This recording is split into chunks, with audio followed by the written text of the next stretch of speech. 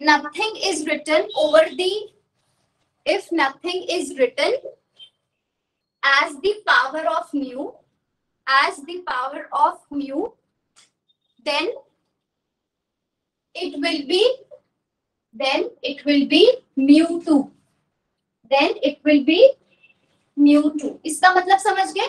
कभी कभी ना आपको क्वेश्चन में ऐसे दिया होता है, जैसे let suppose you have mu3 carbonyl, mu2 carbonyl, ठीक है। बट मान लो बाय चांस ऐसे एग्जाम में गिवन है mu कार्बोनिल, ऊपर पावर नहीं गिवन, तो आपने अपनी तरफ से अज्यूम करके चलना है कि वो मिनिमम ब्रिजिंग लिगेंड, मतलब मिनिमम कब हो सकती है ब्रिजिंग, जब कम से कम 2 मेटल्स के साथ अटैच्ड हो, है ना। तो अगर कुछ भी नहीं गिवन तो उस केस में आपने अपनी तरफ से मान के चलना है कि वहां पे वो ब्रिजिंग 2 मेटल्स के बीच में हो रही है, तो that is mu2 carbonyl. Okay,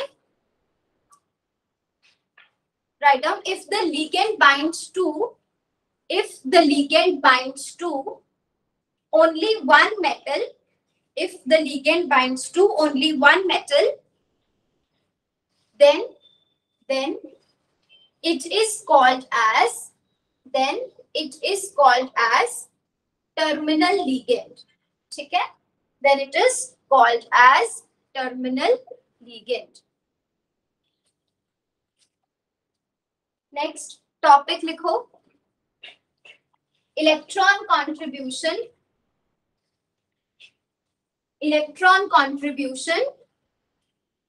and formal charge, electron contribution and formal charge at bridging position, electron contribution and formal charge at bridging position.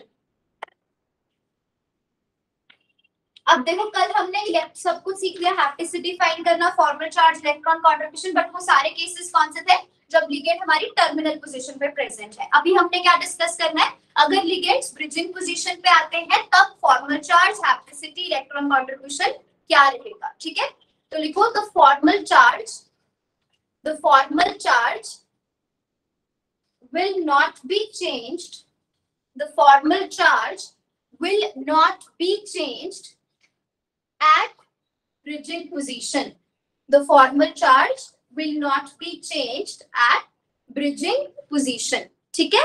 इसका मतलब क्या है, कोई भी लिगेंड हो, चाहे वो आयनिक लिगेंड है, जैसे हमने अल्काइल्स डिस्कस किए थे, है ना। अल्काइल का केस सबसे डिफरेंट है ना, क्योंकि वहां पे रेडिकल से बॉन्डिंग होती है, और बाकी सारे केस कौन से थे, जहां से sigma electron, pi electron non bonding, उनको न्यूट्रल लिगेंड्स बोलते हैं, ठीक है।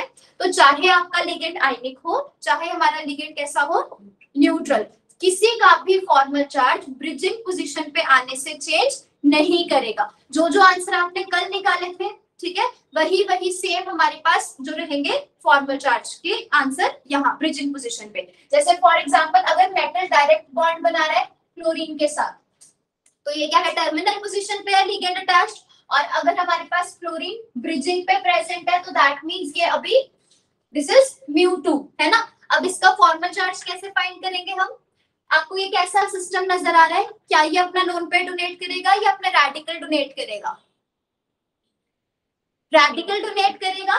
किसी कोई अगर ऐसा लिगेंड प्रेजेंट है जिसके पास, क्या बताया था मैंने, लोन पेयर भी हो और ऑड इलेक्ट्रॉन भी प्रेजेंट हो, क्लोरीन के पास 7 इलेक्ट्रॉन्स है, एक उसका ऑड था, है ना, तो ये हमेशा पहले अपना क्या करेगा, ऑड इलेक्ट्रॉन ही शेयर करेगा, है ना, राइट। तो इसका मतलब ये रेडिकल के साथ बॉन्ड क्या होता है। अगर आपको इसका इलेक्ट्रॉन कंट्रीब्यूशन निकालना है तो आप क्या करोगे, कौन सा मेथड फॉलो करोगे, neutral method. Electron contribution find करने के लिए हम क्या करते हैं, होमोलिटिक क्लीवेज फॉलो करेंगे, तो यहाँ से बॉन्ड को क्लीव करेंगे, इलेक्ट्रॉन कंट्रीब्यूशन कितना हो जाएगा, 1 इलेक्ट्रॉन, हैप्टिसिटी तो है ही 1, नजर ही आ रहा है ना। और अगर फॉर्मल चार्ज कैलकुलेट करना है तो फॉर्मल चार्ज के लिए हम मेथड फॉलो करते हैं हेटेरोलिटिक क्लीवेज, तो हम दोनों इलेक्ट्रॉन्स किसकी तरफ देंगे, which is more electronegative, chlorine is more electronegative, तो ये 2 इलेक्ट्रॉन्स कहां चले जाएंगे, क्लोरीन के पास। तो अब क्लोरीन के पास कितने इलेक्ट्रॉन्स हो गए टोटल, 8, वैसे कितने होते हैं 7, तो फॉर्मल चार्ज कितना आ जाएगा, -1। तो क्लोरीन ब्रिज, अगर क्लोरीन हमारा टर्मिनल पोजीशन पे प्रेजेंट है तो उसका फॉर्मल चार्ज कितना होता है, -1। अगर वो ब्रिजिंग पोजीशन पे आ जाएगा तब भी उसका फॉर्मल चार्ज कितना रहेगा, दैट विल बी -1। 1। अब हमें ये देखना है, पहले समझ लो फिर नोट करना, ठीक है। अब हमें ये देखना है कि कैसे इसका फॉर्मल चार्ज -1 ही रहा, that we have to prove. Okay, तो जैसे मान लो ब्रिजिंग पोजीशन पे आते टाइम वो क्या करेगा, पहले तो एक ही मेटल के साथ अटैच्ड होगा, इसके पास ऑड इलेक्ट्रॉन्स भी हैं और लोन पेयर्स भी हैं, तो यहाँ पे भी मेटल प्रेजेंट है। एक के साथ तो उसे क्या करना पड़ेगा, सबसे पहले वो अपना ऑड इलेक्ट्रॉन ही शेयर करेगा, तो वो यहाँ से डायरेक्ट बॉन्ड बनाएगा मेटल के साथ। अब जब इसको दूसरे मेटल के साथ बॉन्ड बनाना है तो उसके पास कोई और ऑप्शन नहीं है, वो कहाँ से इलेक्ट्रॉन्स डोनेट करेगा, नॉन बॉन्डिंग से इलेक्ट्रॉन्स डोनेट करेगा। जब वो नॉन बॉन्डिंग से इलेक्ट्रॉन डोनेट करेगा तो लोन पेयर से non bonding electron donors are always having zero formal charge, तो यहाँ से तो इस पे चार्ज जीरो आएगा इस साइड से, और इस साइड से चार्ज कितना आएगा फॉर्मल चार्ज -1, तो -1 plus 0 formal charge will remain now also -1, ठीक है। तो चाहे क्लोरीन टर्मिनल पे प्रेजेंट था, चाहे वो ब्रिजिंग पोजीशन पे प्रेजेंट था, उस पे फॉर्मल चार्ज हमेशा -1, ठीक है, सेम रहेगा, ठीक है। ये केस नोट कर लो एक बार। ऑनलाइन सबको क्लियर हुआ? Gurpreet, Simran? Yes ma'am.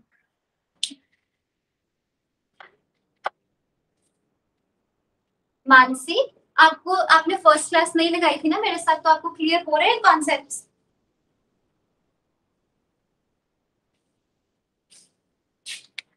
Mansi clear है, समझ आ रहा है पक्का? Yes ma'am.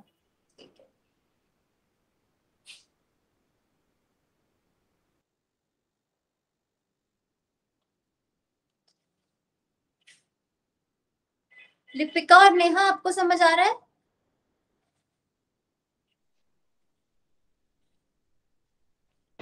Yes ma'am. अगर कोई प्रॉब्लम आएगी तो फिर मुझे बता देना व्हाट्सएप पे, एक बार मैं आपको अलग से समझा दूंगी, ठीक है। अदरवाइज नहीं तो पूरी ओएमसी आपको ऐसी प्रॉब्लम आती रहेगी, ठीक है। आप जिसने भी पहली क्लास नहीं लगाई थी, बट वो रिकॉर्डेड होगी ना, एक बार आप ऐप पे देख लेना, ठीक है। ओएमसी का फर्स्ट लेक्चर जो है, जिसने फर्स्ट क्लास नहीं लगाई थी वो ऐप पे पहले देख लेना, ठीक है।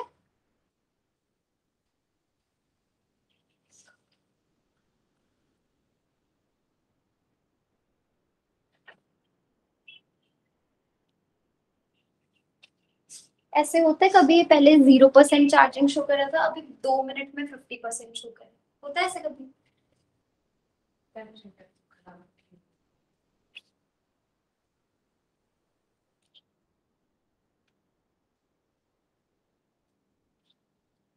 लिख लिया? देखो अब जैसे अगर मैं इसकी जगह CH3 लिखती हूँ तो उसमें हमें लगेगा कि वो ब्रिजिंग पे कैसे आ सकता है, क्वेश्चन आता है माइंड में या नहीं? अगर हम ब्रिजिंग पोजीशन पे क्या CH3 को रख सकते हैं, यस और नो? CH3 कैसा होता है सिस्टम, कार्बन के पास 4 वैलेंस इलेक्ट्रॉन्स होते हैं, 3 वो यूज कर चुका है for bond formation with hydrogen, बचा इसके पास एक इलेक्ट्रॉन। अब यहाँ पे अगर आपके पास 2 मेटल प्रेजेंट है, इसको अपना ऑड इलेक्ट्रॉन शेयर करना है, तो उसके लिए यहाँ पे मेटल के पास इलेक्ट्रॉन डेंसिटी होनी चाहिए, तो वो एक बॉन्ड बना सकता है। क्या कार्बन के इससे ज्यादा बॉन्ड्स बन सकते हैं? नहीं, तो फिर CH3 क्या ब्रिजिंग पोजीशन पे आ सकता है? नहीं ना, ऐसा हमें लगता है कि वो ब्रिजिंग पोजीशन पे नहीं आता, बट क्या होता है यहाँ पे हमारे पास, यहाँ पर चाहे मेटल 2 हो या मेटल 3 हो या मेटल 4 हो, CH3 सबके साथ बॉन्ड बना सकता है। उसका रीजन क्या है? उसका रीजन ये नहीं है कि कार्बन के 4 से ज्यादा बॉन्ड्स हो गए, ऐसा नहीं होता, कार्बन के 4 ही बॉन्ड्स पॉसिबल है ओवरऑल। पर यहाँ पे होता क्या है कि हमारे पास ये जो कार्बन के पास एक इलेक्ट्रॉन है, व्हाट इज इलेक्ट्रॉन? आपने पढ़ा होगा, electron is nothing but it is a density of negative charge, है ना। इलेक्ट्रॉन डेंसिटी है तो वो डीलोकलाइज्ड रहती है, कहां पर? जैसे मान लो आपके पास 3 मेटल थे, तो ये जो इसकी एक इलेक्ट्रॉन डेंसिटी है ना, वो इसके साथ भी बॉन्ड फॉर्मेशन में पार्टिसिपेट करेगी, इसके साथ भी बॉन्ड फॉर्मेशन में पार्टिसिपेट करेगी।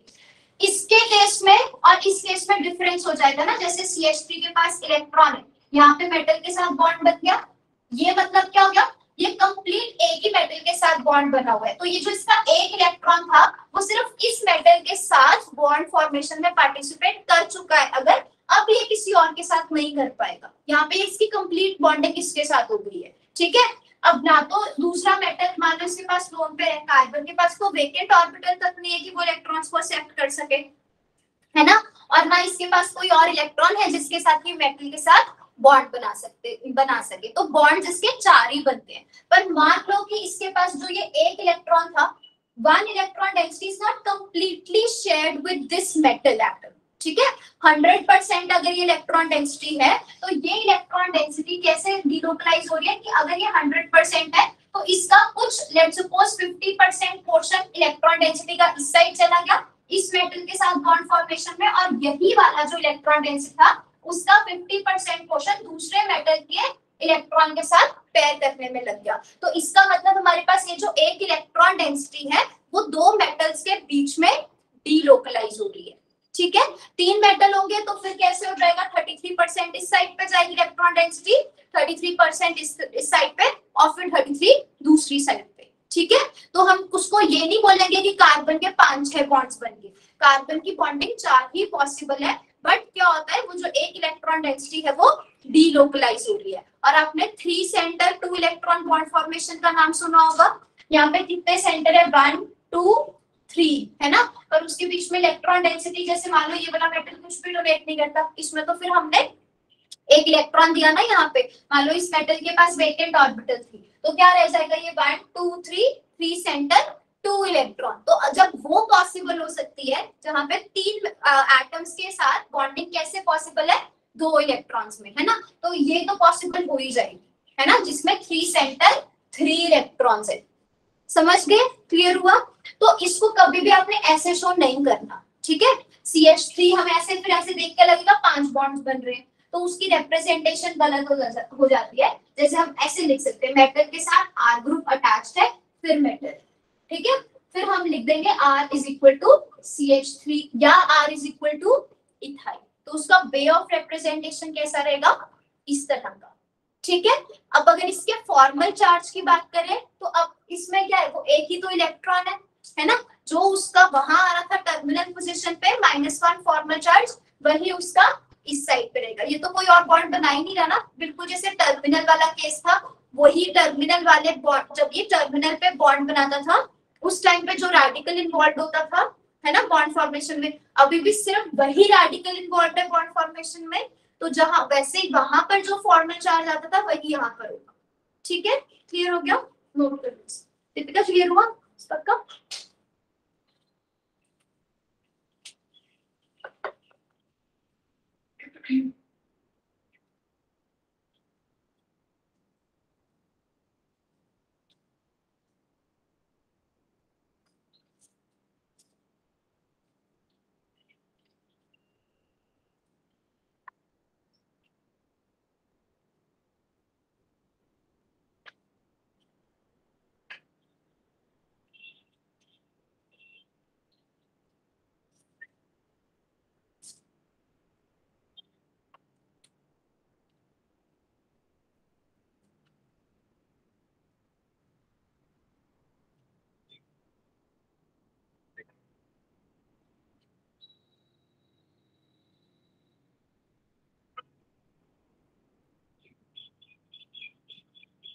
अब साथ साथ में इलेक्ट्रॉन कंट्रीब्यूशन भी देखेंगे कि प्रेजेंट पोजीशन पे कैसे चेंज करती है या नहीं, ठीक है। ये कर दिया नोट सबने?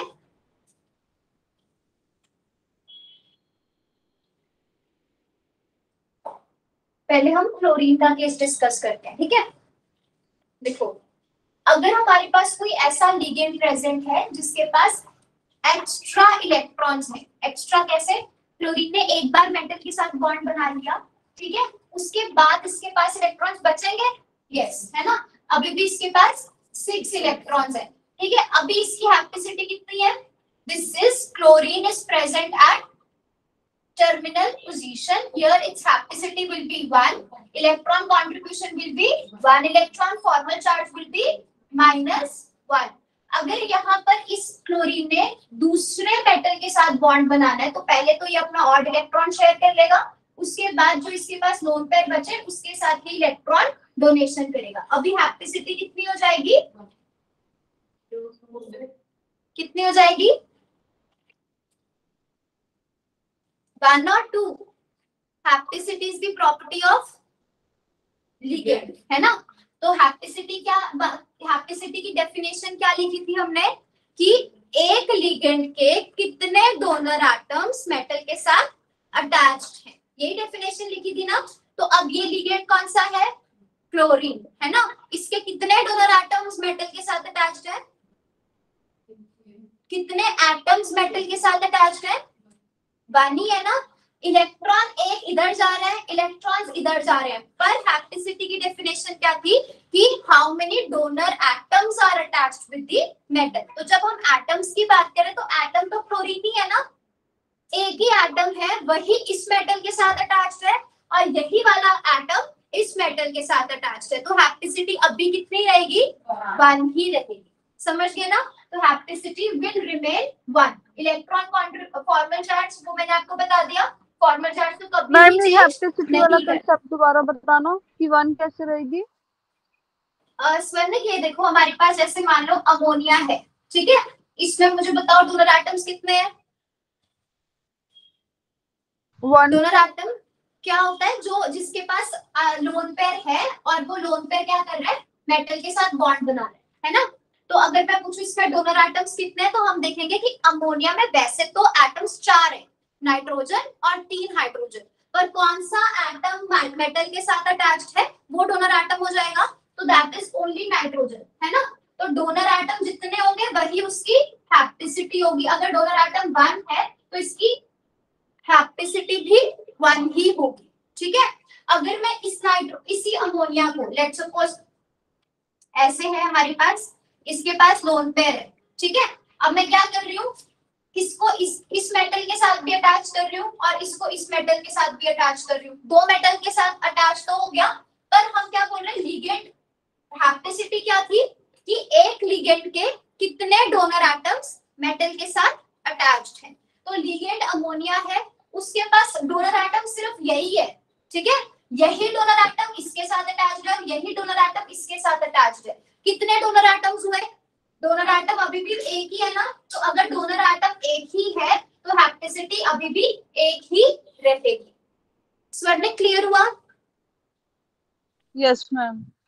Okay, so here hapticity is not going to change because it is the number of atoms attached, not the number of electrons. Okay, electron contribution formal charge कभी change नहीं करता, पहले अगर -1 था अभी भी -1 ही रहेगा, पर इलेक्ट्रॉन कंट्रीब्यूशन चेंज।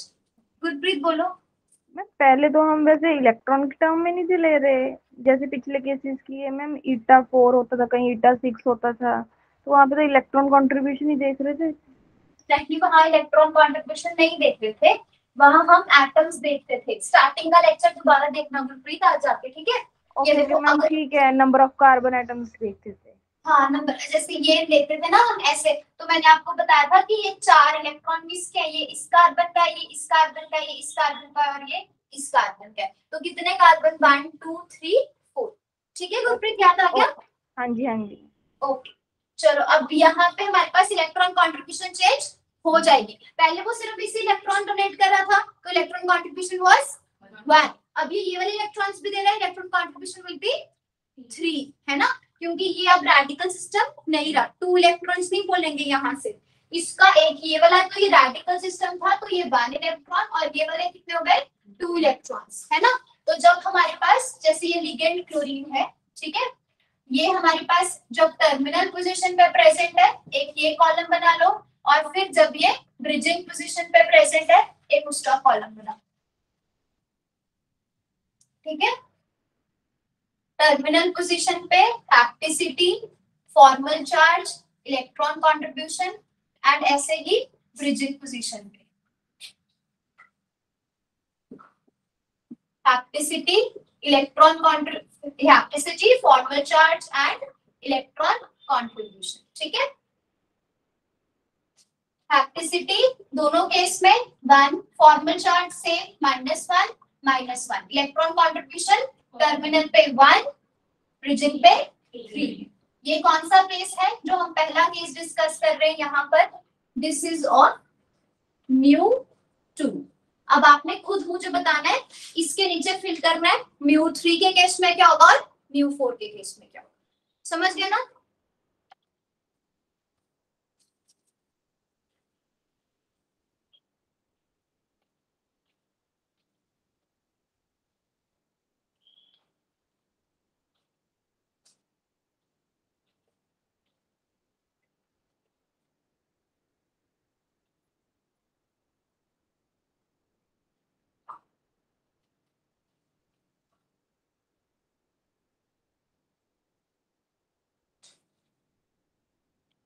जो बाकी स्टूडेंट्स ऑनलाइन अटेंड कर रहे हैं ये लोग ऑर्गेनिक क्लास में आ जाते हैं?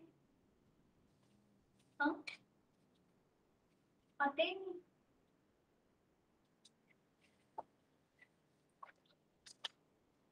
मतलब जो सुबह होते हैं वही होते हैं ऑर्गेनिक क्लास में।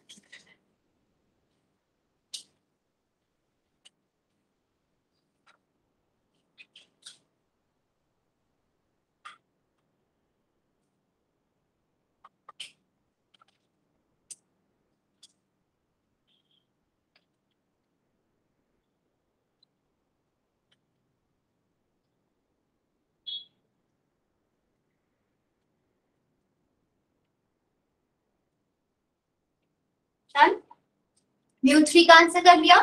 μ3 एंड μ4 क्या आएगा μ3 के केस में? Hapticity will remain same. One this was of μ2। μ3 के केस में हमारे पास हैप्टिसिटी अभी भी 1, formal charge -1, electron +1 contribution 5 5 electron. Electrons. μ4 के केस में hapticity 1, formal charge -1 7 electrons. Clear? अब ऐसे जैसे हमने यहाँ क्लोरीन के लिए टेबल बनाया वैसे ही हम CH3 के लिए टेबल बनाएंगे। ठीक है, ये कर लो, कंप्लीट कर, हो गया। अब CH3 के केस में हमारे पास कोई डिफरेंस है या नहीं? क्लोरीन के हिसाब से डिफरेंस होगा। क्या डिफरेंस होगा? क्लोरीन के पास एक्स्ट्रा इलेक्ट्रॉन्स थे, लोन पेयर थे। मिथाइल के पास तो कोई एक्स्ट्रा इलेक्ट्रॉन नहीं है, वो टर्मिनल पोजीशन पे प्रेजेंट था तब भी उसको एक ही इलेक्ट्रॉन से देना पड़ रहा था, है ना, डोनेशन। और अगर वो ब्रिजिंग पे आ रहा है तब भी उसको 1 इलेक्ट्रॉन से ही डोनेट करना पड़ रहा है। तो अगर यू हैव दिस मेटल के साथ यू हैव अटैच्ड CH3, है ना, तो अब यहाँ पे हम सारा फिल करेंगे CH3 के लिए। हैप्टिसिटी टर्मिनल पोजीशन पे 1 इलेक्ट्रॉन 1 हो जाएगी, फॉर्मल चार्ज -1 रहेगा, है ना, इलेक्ट्रॉन कंट्रीब्यूशन 1 इलेक्ट्रॉन।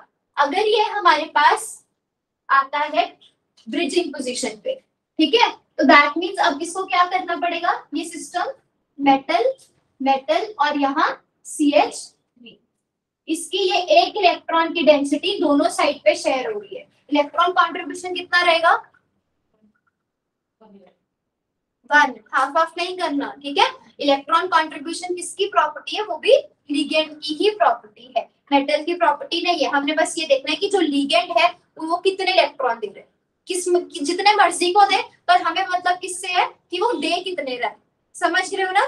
दोनों चीजों में फर्क है। अगर मैं यहाँ पे पूछूंगी कितने मेटल को दे रहा है, 2 इलेक्ट्रॉन्स को, एक मेटल को कितना दे रहा है, फिर आप बोलोगे हाफ। पर हमने ये तो नहीं पूछा ना एक मेटल को कितना दे रहा है, हमने सिर्फ ये पूछा कि जो डोनर एटम है उसकी इलेक्ट्रॉन कंट्रीब्यूशन कितनी है, वो कितने इलेक्ट्रॉन दे सकता है।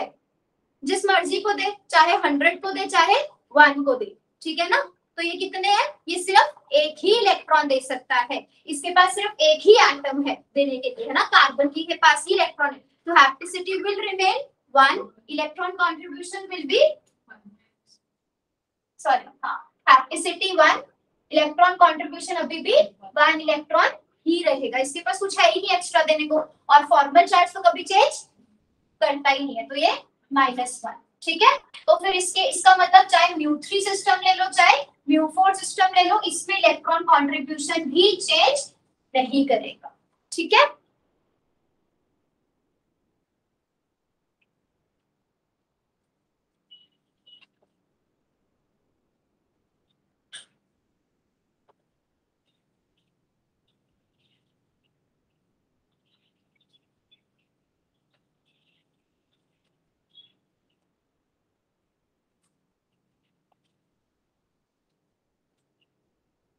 So that means now we have 2 types of ligands.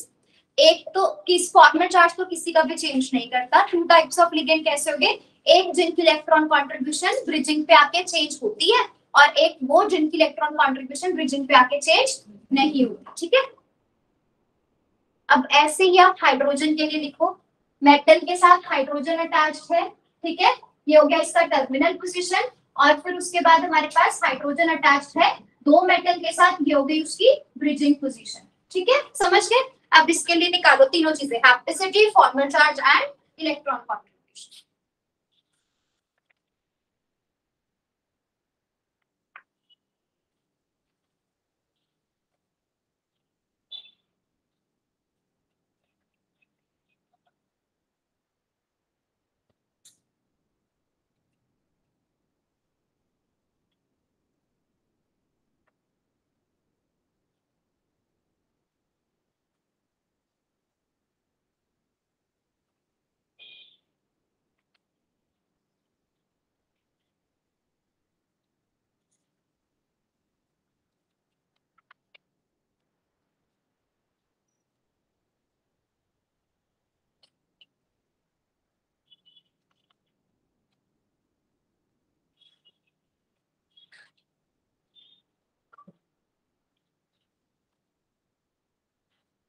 कर दिया, क्या होगा इलेक्ट्रॉन बताओ, टर्मिनल पे हैप्टिसिटी 1, टर्मिनल पे हैप्टिसिटी 1 आएगी, electron contribution 1 electron, formal charge -1।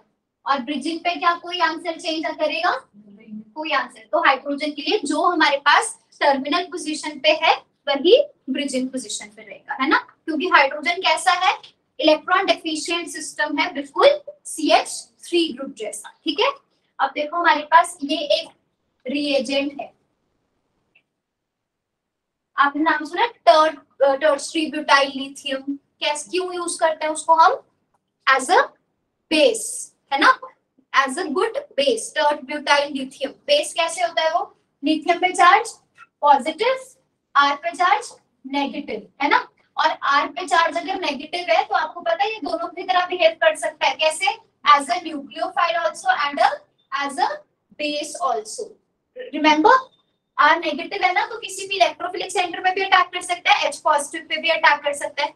जितना आर ग्रुप बल्की होता जाएगा उतना वो अच्छा बेस बनता जाएगा। उसका रीजन पता है, स्टेरिक हिंड्रेंस होती है। इलेक्ट्रोफिलिक सेंटर कौन सा होता है, जिसके पास कोई ना कोई लीविंग ग्रुप अटैच्ड हो, जैसे यहाँ पे कार्बन के साथ आयोडीन अटैच्ड है तो इस पे नेगेटिव चार्ज, इस पे पॉजिटिव चार्ज, जब आर नेगेटिव इस पे जाके अटैक करेगा तो आयोडीन यहाँ से एलिमिनेट हो जाएगा, है ना, पता है ना ये रिएक्शंस। तो हमारे पास आर क्या हो गया इस केस में, न्यूक्लियोफाइल। और अगर आर नेगेटिव यहाँ पे मान लो आपके पास OH अटैच्ड है किसी भी सेंटर के साथ, ओके, अगर ये आर नेगेटिव इस H पॉजिटिव को एक्सट्रैक्ट करे पूरे पीरियोडिक टेबल में, अगर आर ग्रुप कार्बन अगर आर ग्रुप हाइड्रोजन के अलावा कहीं पे भी जाके अटैक करता है तो वो न्यूक्लियोफाइल, और पूरे पीरियोडिक टेबल में से सिर्फ अगर वो हाइड्रोजन पे जाके अटैक करे तभी आप उसको बेस बोलते हो, है ना।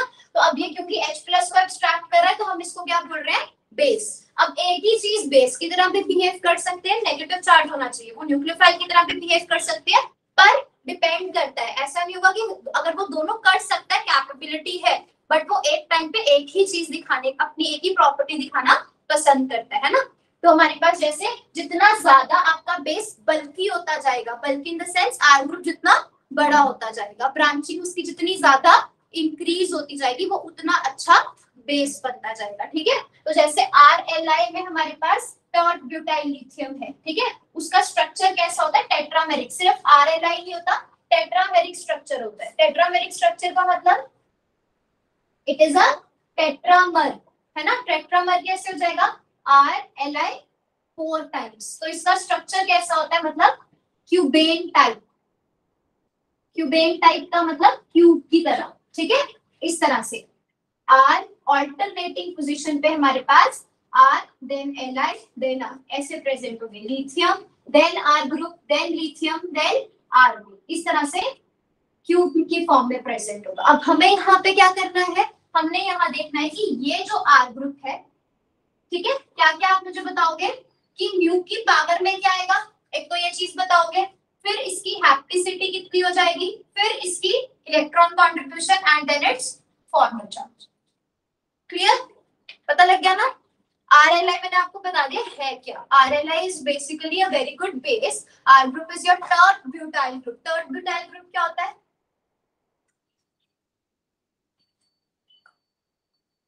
ये tert butyl means tertiary butyl, है ना? 4 कार्बन होने चाहिए और ये कार्बन कैसी है? Tertiary in nature. तो ये आपका R ग्रुप क्या है? This one. ओके,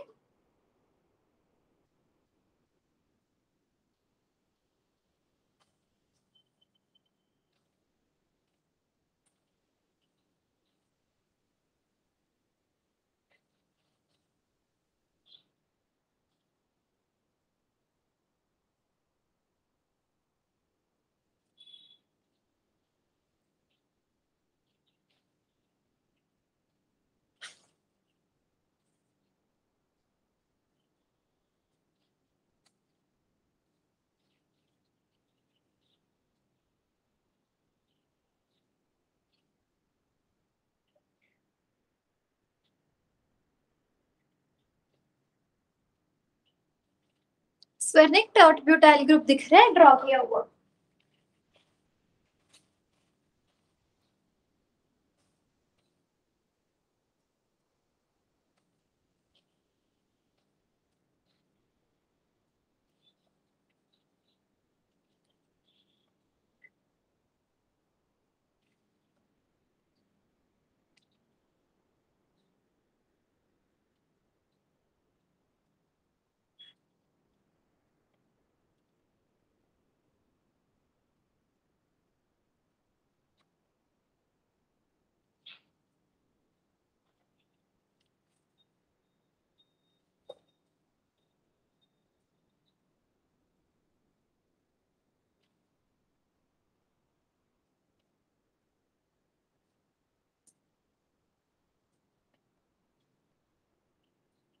कर दिया?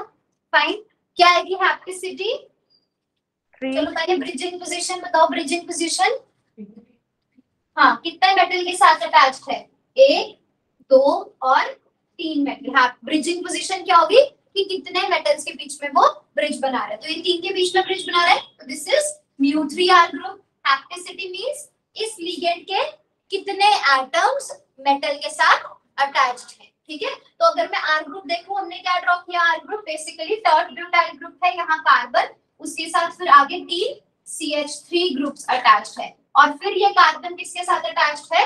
लिथियम के साथ। तो इसके 3 वैलेंस इलेक्ट्रॉन्स तो यहाँ नहीं चलेंगे, बचा क्या इसके पास? ये 1 इलेक्ट्रॉन। अब ये 1 इलेक्ट्रॉन इस लिथियम के साथ भी, इस लिथियम के साथ भी और इस लिथियम, तो अटैच तो सिर्फ कार्बन ही है। तो हैप्टिसिटी कितनी हो जाएगी यहाँ पे? 1 electron contribution will be 1 electron, formal charge will be -1। Clear है सबको? एवरीवन? चलो अब दूसरा लिगेंड करते हैं, बट अब थोड़ा स्पीड तेज कर लेना, ठीक है? मैं क्वेश्चंस दे के जल्दी से सॉल्व करूँ। यहाँ पे मेटल के साथ CH2 ग्रुप अटैच्ड है, ठीक है, टर्मिनल पोजीशन पे, और CH2 ग्रुप अटैच्ड है मेटल के साथ ब्रिजिंग पोजीशन पे। ठीक है, मेटल के साथ CH ग्रुप अटैच्ड है टर्मिनल पोजीशन पे, और मेटल के साथ CH ग्रुप अटैच्ड है टर्मिनल पोजीशन पे।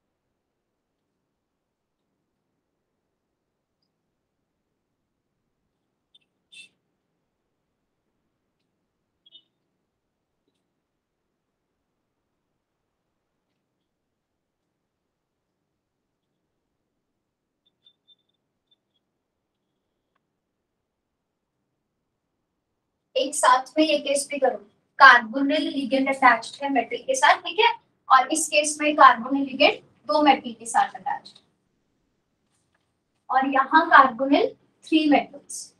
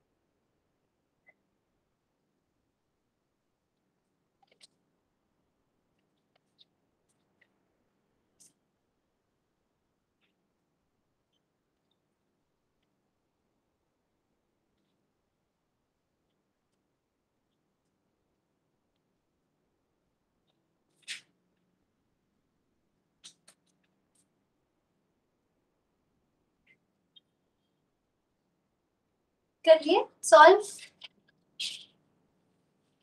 करिए।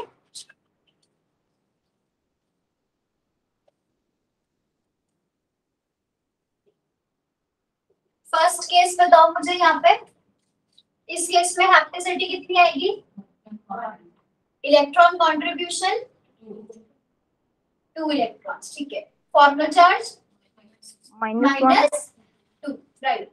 यहाँ पे हैप्टिसिटी 1, good, electron contribution 2 electrons, formal charge -2।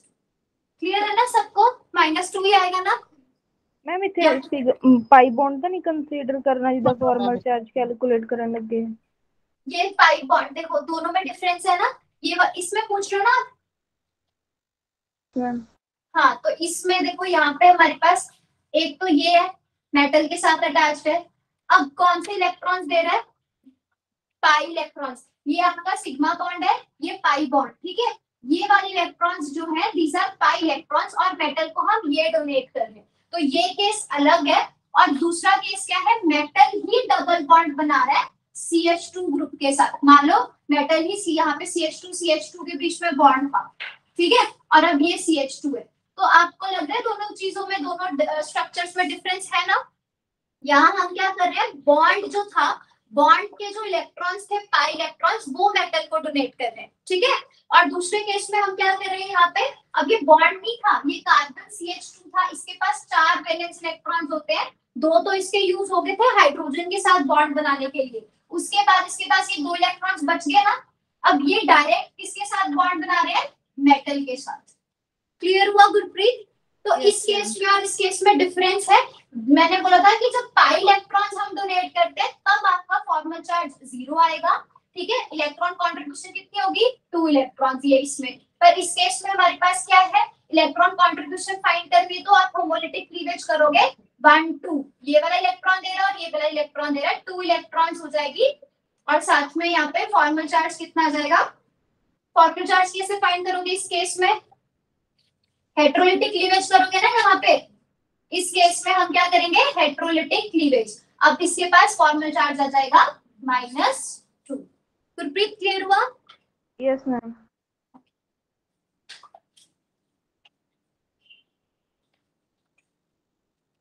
Next यहाँ पे हैप्टिसिटी 1, electron contribution 3 electrons, formal charge -3, CH यहाँ पे hapticity 1, electron contribution 3 electrons, formal charge -3। Clear है सबको? अच्छा, ये रब कर दूं ना, ये वाला सही। ये तो इजी था, बट अगर मान लो आपके पास ऐसे गिवन है दैट यू हैव CH2, ठीक है, और ये CH2 दो मेटल्स के साथ अटैच्ड है, ठीक है।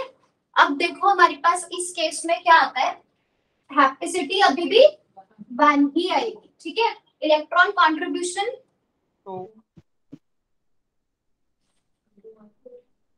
2 कैसे आएगा? कार्बन 4 बॉन्ड बना सकता है 1 तो कैसे आएगा? हाँ जी, मैम कार्बन 4 बॉन्ड नहीं बना सकता, इलेक्ट्रॉन 4 contribute बॉन्ड्स कर रहा है। बनाए मैंने यहाँ पे, यहाँ 4 बॉन्ड्स बने हो ना। हाँ जी, हाँ, तो कौन इसमें सा? तो 4। हाँ जी, ठीक है मैम। ये वाला मैंने आपको बताया ना, जो जिसमें इसके 5 से 4 से लग रहे हैं, ज्यादा बॉन्ड्स बन रहे हैं, तो वहां पे ये होता है कि उसकी एक इलेक्ट्रॉन डेंसिटी डीलोकलाइजेशन में जाती है, ठीक है। तो अभी यहाँ पे देखो, इसको रिमूव कर देते हैं यहाँ से। अभी कार्बन के पास कितने इलेक्ट्रॉन्स होंगे? वैलेंस 4 होते हैं, तो ये हमारे पास, अच्छा नहीं, ठीक है ठीक है, मैं CH बताने लगी थी, ये तो क्लियर है। 2 के साथ भी अगर को करेगा तो यहाँ पे, अच्छा ठीक है, ये देखो CH था, ठीक है, हमने यहाँ पे इसको 3 मेटल्स के साथ अटैच किया था। अभी अगर हम इसको 2 मेटल्स के साथ अटैच करते हैं, सॉरी मैंने CH2 ड्रॉ कर दिया था, पर ये केस मैं डिस्कस करना चाहती थी, ठीक है। इसमें देखो हमारे पास क्या आएगी, हैप्टिसिटी कितनी आएगी यहाँ पे? अभी भी 1 ही आएगी, ठीक है। इलेक्ट्रॉन कॉन्ट्रीब्यूशन देखो इस केस में कितना आएगा,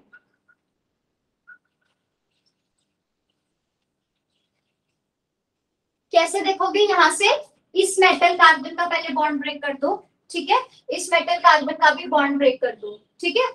अभी कार्बन के पास कितने वैलेंस इलेक्ट्रॉन्स होते हैं? 4। It has shared only 1 electron with hydrogen. कितने इलेक्ट्रॉन्स बचे? 3। अब इसके बाद जो 3 इलेक्ट्रॉन्स है वो मेटल के साथ ही बॉन्ड बनाने में यूज हो जाएंगे, ठीक है ना। तो हमारे पास एक ये वाला इलेक्ट्रॉन बचेगा, 3 कैसे डिवाइड करोगे आप कार्बन पे? एक कार्बन के पास क्या हो जाएगा? ऑड इलेक्ट्रॉन, बाकी 2 बचे वो क्या बना लेंगे? लोन पेयर, ठीक है। तो यहाँ पे तो आपको 3 गिवन थे ना मेटल, तो इस केस में तो हमारे पास क्या हो रहा था? कार्बन CH 1 2 एंड 3 रेडिकल्स ही है सारे। तो एक रेडिकल इसके साथ, दूसरा रेडिकल इसके साथ, और फिर एक बॉन्ड इसके साथ। बट जब हमारे पास मेटल 2 हो गए, तो आप कैसे डिवाइड करोगे 3 इलेक्ट्रॉन्स उनमें? एक मेटल के लिए रेडिकल, दूसरे मेटल के लिए लोन पेयर, ठीक है। तो यहाँ पर हमारे पास मेटल के साथ ये रेडिकल के साथ अटैच होगा, और यहाँ पे इसको लोन पे डोनेट करेगा, समझ गए? अब फिर देखो इसमें हैप्टिसिटी 1 आएगी, electron contribution 3 electrons, formal charge -1, है ना। यहाँ से तो 0 ही हो जाएगा, नॉन बॉन्डिंग इलेक्ट्रॉन्स जा रहे हैं, है ना, और यहाँ से -1। क्लियर है सबको? ऑनलाइन सबको क्लियर है? मानसी, स्वर्णिक, हाँ जी। मैम देखिए, मैं ऐसे बना रही थी जैसे एक एक इलेक्ट्रॉन मेटल के साथ बॉन्ड बना लिया, तो जो एक बच गया उसको जैसे पहले डीलोकलाइज किया था वैसे। अच्छा, ऐसे ही हो सकता है? नहीं ऐसे नहीं हो सकता। वो फिर जो इलेक्ट्रॉन, मतलब आप ऐसे बोल रहे हो कि ये कार्बन के पास हाइड्रोजन का ये एक इलेक्ट्रॉन इस मेटल के साथ भी बॉन्ड बनाएगा, एक इलेक्ट्रॉन इस मेटल के साथ भी बॉन्ड बना लेगा, है ना, यही कह रहे हो ना, इस तरह से। अब बच मुझे गया जो बताओ, उसे डीलोकलाइज। हाँ ये कहाँ जाएगा डिलोकलाइजेशन में? इसको डिलोकलाइजेशन के लिए जगह भी तो चाहिए ना, जगह मतलब, और मेटल के पास कोई ऑर्बिटल होनी चाहिए जिसमें वो उसके इलेक्ट्रॉन्स को अकोमोडेट करेगा। डिलोकलाइज का मतलब होता है ये जो इलेक्ट्रॉन डेंसिटी है वो इस साइड पे भी जा रही है और वो इस साइड पे भी जा रही है ना।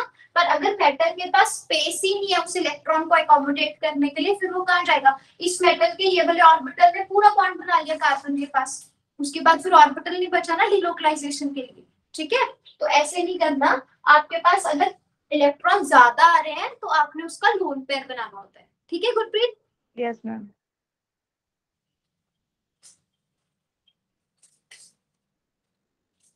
कर लिया ये ड्रॉ सबने?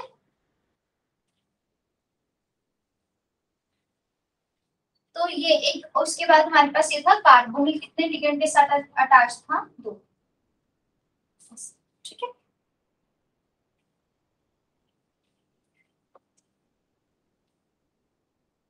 हो गया। इस केस में टर्मिनल के केस में hapticity 1, electron contribution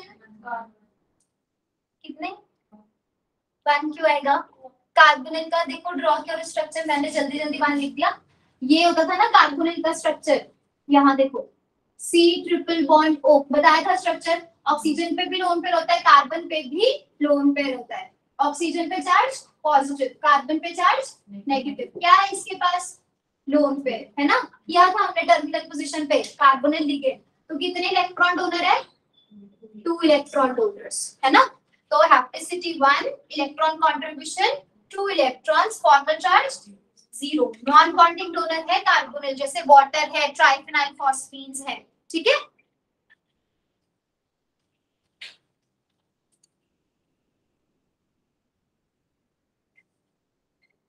formal charge कभी भी चेंज नहीं करता, उसको तो एब्जॉर्ब कर लो अच्छे से माइंड में। ठीक है। फॉर्मल चार्ज को तो चेक करने की जरूरत नहीं है। फॉर्मल चार्ज कभी भी आए एग्जाम में क्वेश्चन टर्मिनल का देख के बाकी सबका मार्क कर दो। ठीक है।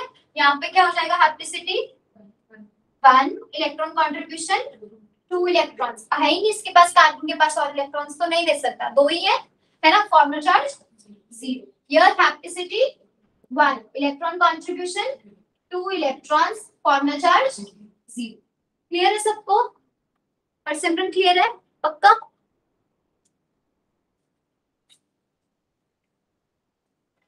मैम हाँ जी। मैम मैंने ना अभी ड्यूटी पे जाना है मैम। हाँ तो लेक्चर मैम जल्दी डाल देना, फिर शाम को ना ठीक है, क्योंकि मैं ना टाइम अभी 1 घंटे तक अपलोड करती हूँ। आज वाला तो अभी करते, कल वाला तो अभी करती हूँ, फिर जैसे ये प्रोसेस होगा उसी टाइम पे कर दूंगी। ठीक है। ओके मैम, मैं लीव कर रही हूँ। ओ, लिख लिया ना? चलो अभी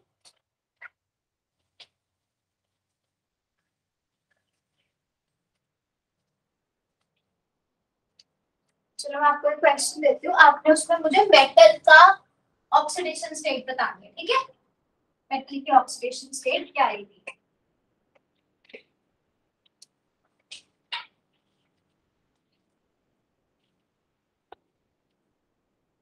हमारे पास ये स्ट्रक्चर है। ठीक है। You have manganese, bridging position पे क्लोरीन प्रेजेंट है। ठीक है। इसके साथ और टेट्रा कार्बोनेट। मैंगनीज का कोऑर्डिनेशन नंबर कितना बन रहा है? 6 है ना। आपने इसका मुझे ऑक्सीडेशन स्टेट बतानी है मेटल की क्या आएगी। ठीक है।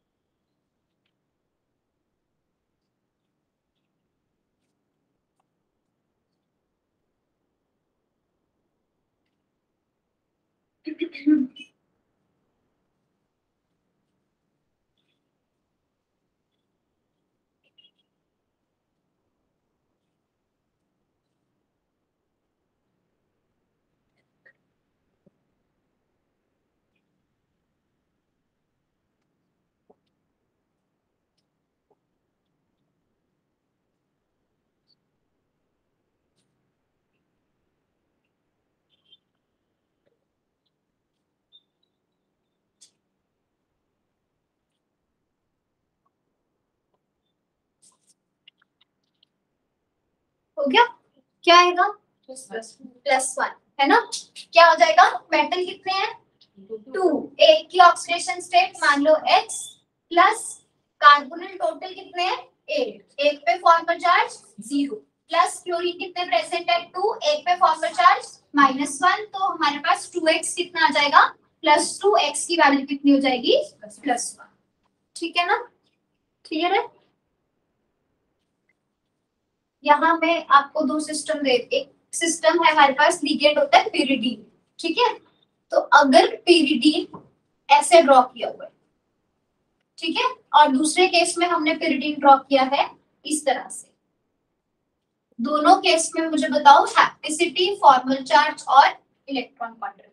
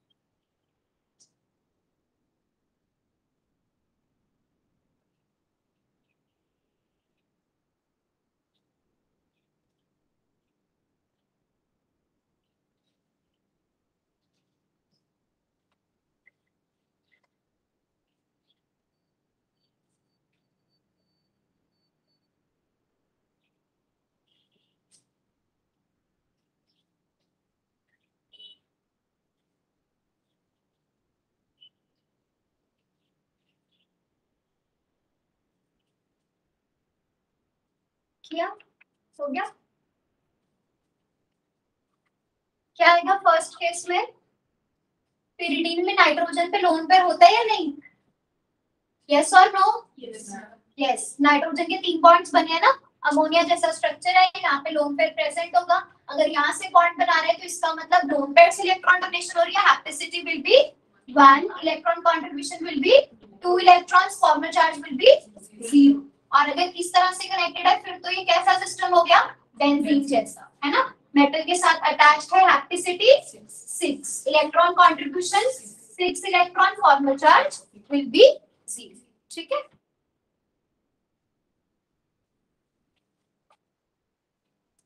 नेक्स्ट करो। हमने अब डिस्कस करना है अमोनिया, हमें पता लग गया, अमोनिया डिस्कस कर चुके हैं हम। अमोनिया पे लोन पेयर होता है, टर्मिनल पोजीशन पे अटैच्ड है ना, और दूसरे केस में ये ब्रिजिंग पोजीशन पे अटैच्ड है अमोनिया।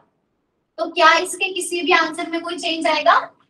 नहीं। हैप्टिसिटी दोनों केसेस में 1, electron contribution 2 electrons, 2 electrons, formal charge 0, here also 0। अब हमने नेक्स्ट क्या करना है, अमोनिया में से एक हाइड्रोजन को रिमूव करेंगे, ठीक है। अमोनिया में से एक हाइड्रोजन हमने रिमूव करना है, ठीक है। तो you have now amide, amide is NH2 negative. देखो ऐसे है, अब ना जो भी आपके अमोनिया जैसे स्ट्रक्चर्स होंगे उसमें आपने याद रखना है कि H+ को हम हाइड्रोजन को रिमूव कर रहे हैं, सिंपल। तो जैसे हमारे पास अमोनिया ये था इस तरह से, है ना, यहाँ पे इसका ये इलेक्ट्रॉन और एक ये, मैंने क्या बोला, हमने सिंपली क्या करना है, हाइड्रोजन को रिमूव। तो यहाँ से हाइड्रोजन रिमूव कर दिया।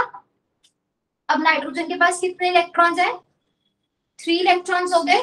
तो अब यहाँ पे जब भी ये मेटल के साथ अटैच होगा NH2 पहले कौन सा शेयर करेगा? Odd electron. तो ये यहाँ से इसकी बन गई टर्मिनल पोजीशन। क्लियर हुआ? क्लियर हो गया? तो हमें NH2 कंसिडर करना है। हमेशा जब भी इलेक्ट्रॉन कंट्रीब्यूशन निकालते हैं तो हम कौन सा मेथड फॉलो करते हैं?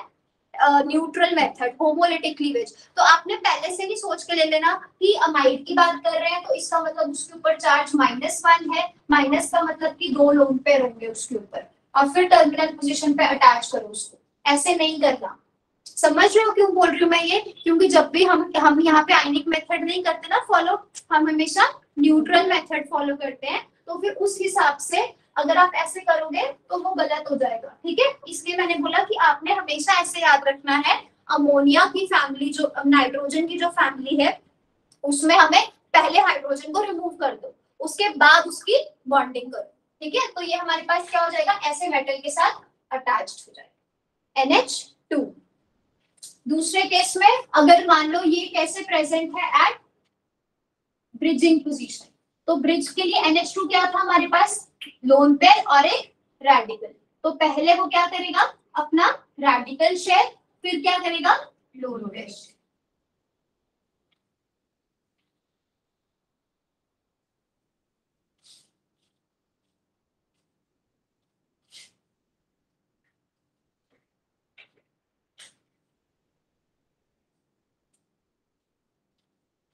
जैसे हमारे पास अमाइड है वैसे हमारे पास फॉस्फाइड भी हो सकता है ना, PH2, सारे सेम ही सिस्टम आएंगे, आंसर सबका सेम हो जाएगा, ठीक है।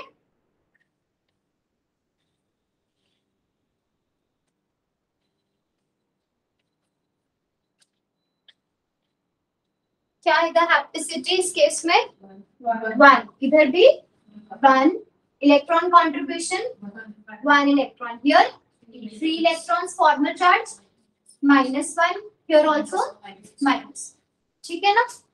अब ये था अमाइड, नेक्स्ट हम करेंगे इमाइड, ठीक है। एक ही NH प्रेजेंट होगा जिसमें। अच्छा बाकी के केस मुझे बताने की जरूरत तो नहीं है। मान लो आपके पास NMe2 दिया हो, लिगेंड ऐसे गिवन हो, तो वो पता है ना, हाइड्रोजन की जगह बस मेटल लगाया है, आंसर सेम रहेगा हमारे पास, ठीक है। या ये हो सकता है कि दो मेटल्स के बीच में हमारे पास क्या गिवन है, ट्राइफिनाइल फॉस्फीन, इसका भी आप इजीली निकाल सकते हो। बताओ मुझे क्या आएगा इसमें, हैप्टिसिटी क्या आएगी? 1, इलेक्ट्रॉन कंट्रीब्यूशन 2 इलेक्ट्रॉन्स, कैसा सिस्टम है?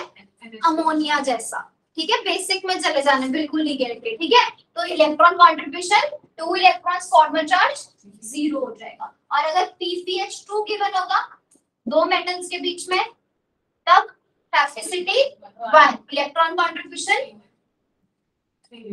हाँ 3 इलेक्ट्रॉन, NH2 जैसा सिस्टम हो जाएगा, है ना। और उसके बाद फॉर्मल चार्ज माइनस। क्लियर है सबको, एवरीवन? तो जैसे हमारे पास वो NH2 था, वैसे ये भी क्या है, PPH2 सिस्टम। क्लियर? अच्छा, ये कर लो ड्रॉ, फिर मैं आगे।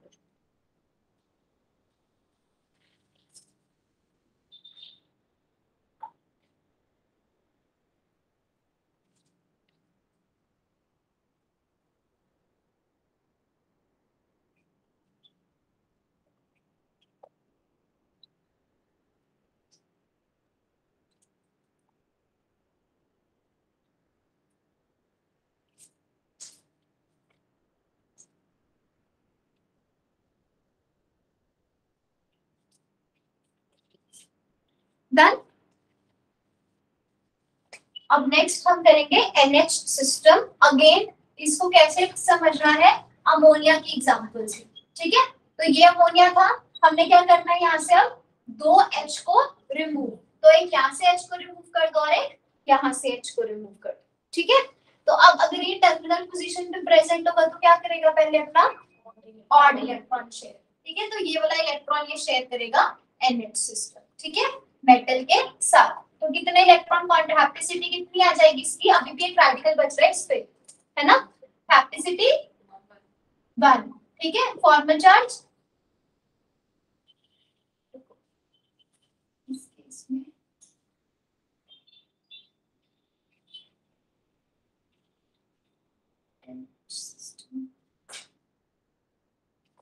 ये मेरे ख्याल से इग्नाइट है ना, तो ये एक के साथ नहीं बनाएगा बॉन्ड मेटल के साथ, क्योंकि 2 रेडिकल है ना इस केस में।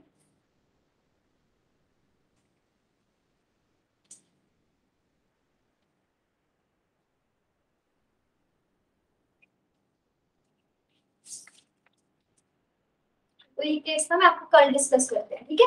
ये वाला केस कल डिस्कस करते हैं, इसमें मैं कंफ्यूज हूँ। आपको मैं कोई और क्वेश्चन देती हूँ, मैं आपको करूँ।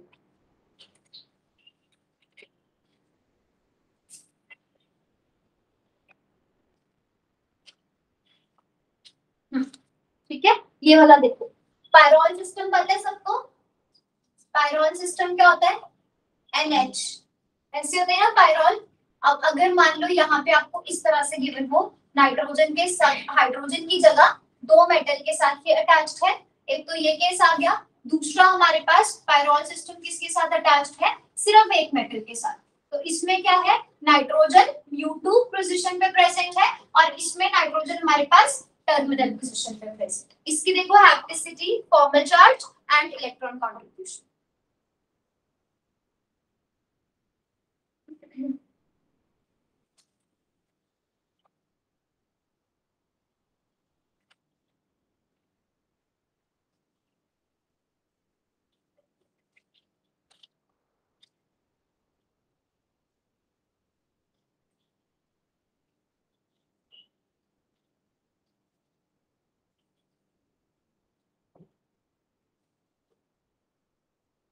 कैसे सॉल्व करोगे इसको, किसके जैसा सिस्टम है ये, हाँ NH2 जैसा सिस्टम है ना। जैसे वहां पे ड्रॉ किया हुआ है वही सिस्टम हो गया ना ये हमारे पास, उस तरह से सॉल्व करना है इसको, समझ गए। NH2 जैसा सिस्टम है। तो जब भी कोई लिगेंड आता है अलग सा अगर आपको लगे, तो बस आप एटम देखो सबसे पहले कि वो कौन लिगेंड का कौन सा एटम मेटल के साथ अटैच्ड है। जैसे इसमें नाइट्रोजन अटैच था, फिर देखो कि नाइट्रोजन के कितने बॉन्ड्स बन रहे हैं बिना मेटल के, 2 बन रहे हैं, तो फिर देख लो NH2 जैसा सिस्टम है। ऐसे करना है सॉल्व, ठीक है, क्वेश्चंस को।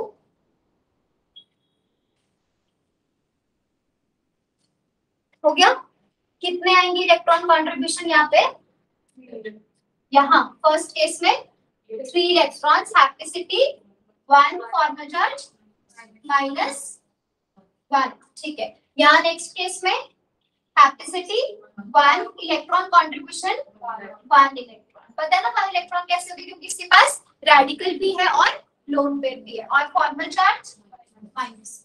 ठीक है, तो pyridine सिस्टम अगर एक मेटल के साथ अटैच्ड है तो डिफरेंट है, और पायरोल सिस्टम के आंसर हमारे पास डिफरेंट है। ठीक है, एक सिस्टम और करो। असाइल लिगेंड पता है, असाइल क्या होता है, असाइल ग्रुप क्या होता है, CO CO CH3। ठीक है, इसमें आप फाइंड करो कि हमारे पास क्या हैप्टिसिटी आएगी। ठीक है, फॉर्मल चार्ज और इलेक्ट्रॉन कंट्रीब्यूशन। ठीक है, when it is present at bridging position also and when it is present at terminal position। ठीक है,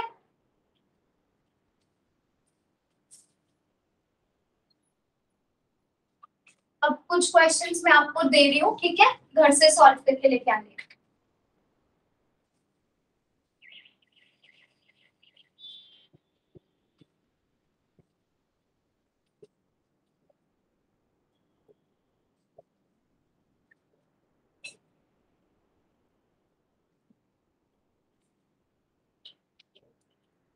You have to find all the three, okay, for this.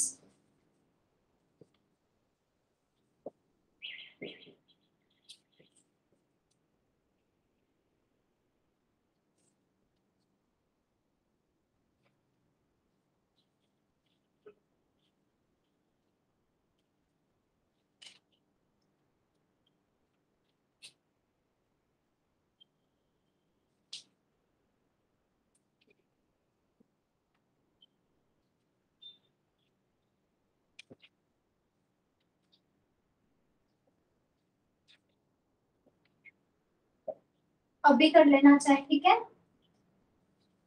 ये नोट कर लिया side वाला।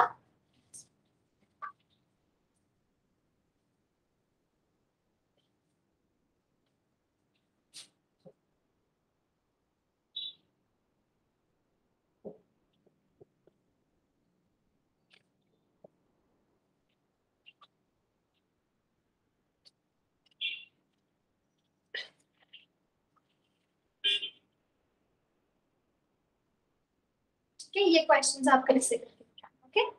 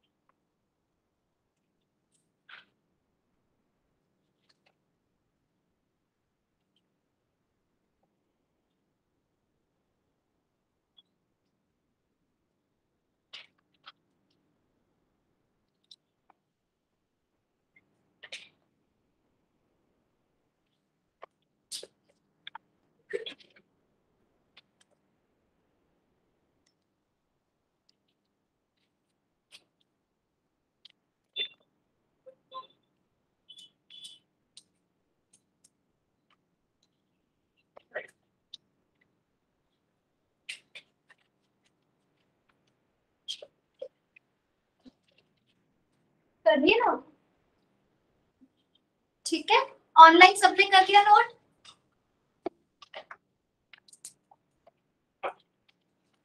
ठीक है, ये घर से करके लेके आने क्वेश्चंस, कल हम क्लास में डिस्कस कर लेंगे, ओके।